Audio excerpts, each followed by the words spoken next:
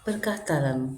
Saudara-saudari yang terkasih, bulan September ini kita memasuki bulan Kitab Suci Nasional yang mengusung tema besar Allah sumber pembaruan relasi dalam hidup.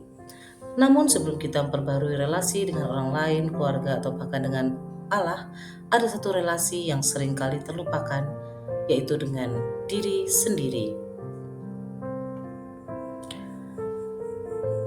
Mungkin saat ini kita sedang mengalami yang namanya rasa gagal, penyesalan, rasa bersalah, rasa minder, atau bahkan rasa penolakan terhadap keadaan diri kita.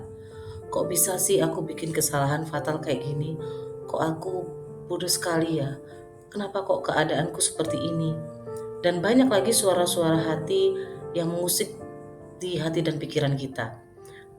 Atau bahkan yang sekarang sering terjadi mungkin saat kita scrolling media sosial, kita melihat betapa bahagia dan menyenangkannya hidup orang lain, dan lalu tanpa disadari kita membandingkan hidup kita dengan orang lain.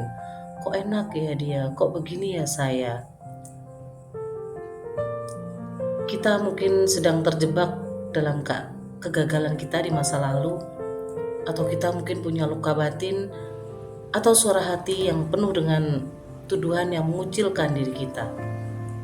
Kita mungkin terlalu sering membandingkan diri kita dengan orang lain, sampai-sampai kita lupa bahwa kita sendiri itu unik dan berharga.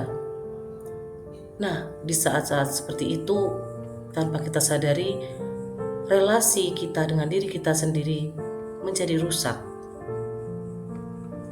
Saudara-saudara yang terkasih, mari kita fokus pada firman Tuhan dari kitab Nabi Zakaria ini. Kembalilah kepadaku, demikianlah firman Tuhan semesta alam, maka aku pun akan kembali kepadamu. Ayat ini mungkin terdengar sederhana, tetapi menyimpan suatu undangan yang sangat mendalam. Tuhan mengajak kita untuk kembali. Saudara-saudari, inilah saat yang tepat untuk kembali kepada Allah.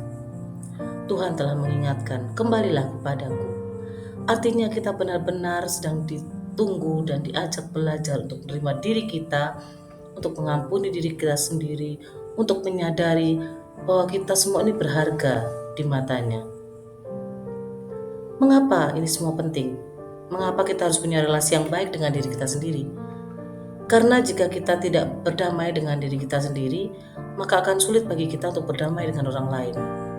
Jika hati kita penuh dengan luka, maka akan lebih mudah bagi kita untuk menyakiti orang lain.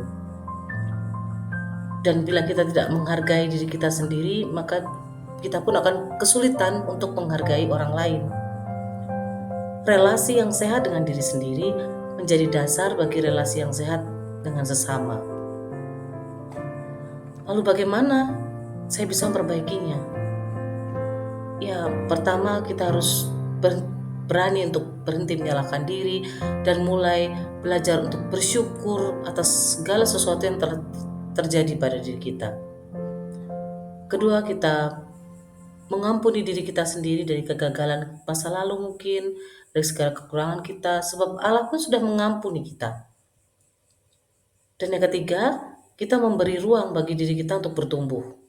Baik itu lewat doa, lewat persekutuan lingkungan, berkumpul bersama teman-teman yang positif, bahkan lewat hal-hal yang sederhana yang bisa membangun semangat hidup dengan atau menggali talenta kita sehingga kita bisa bertumbuh. Allah adalah sumber pembaruan itu. Ia tidak hanya menunggu kita, tetapi ia juga berjanji, aku pun akan kembali padamu. Inilah kasih Allah yang menghidupkan kembali semangat kita. Kita tidak hanya sedang ditunggu, tapi kita yakin bahwa kita akan diterima dengan segala kekurangan, keterbatasan kita. Hari ini mari kita bertanya pada diri kita sendiri. Apakah saya sudah berdamai dengan diri saya sendiri? Apakah aku berani meninggalkan kebiasaan-kebiasaan lama dan perasaan-perasaan negatif yang menjauhkan aku dari Tuhan dan mengucilkan diriku sendiri? Maukah aku membuat kebiasaan-kebiasaan baru yang lebih baik?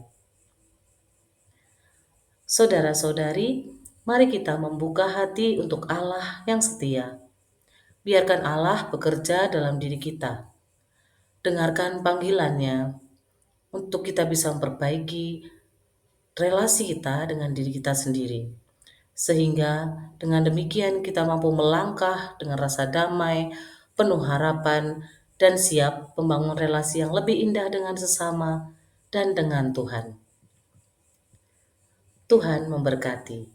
Berkah dalam.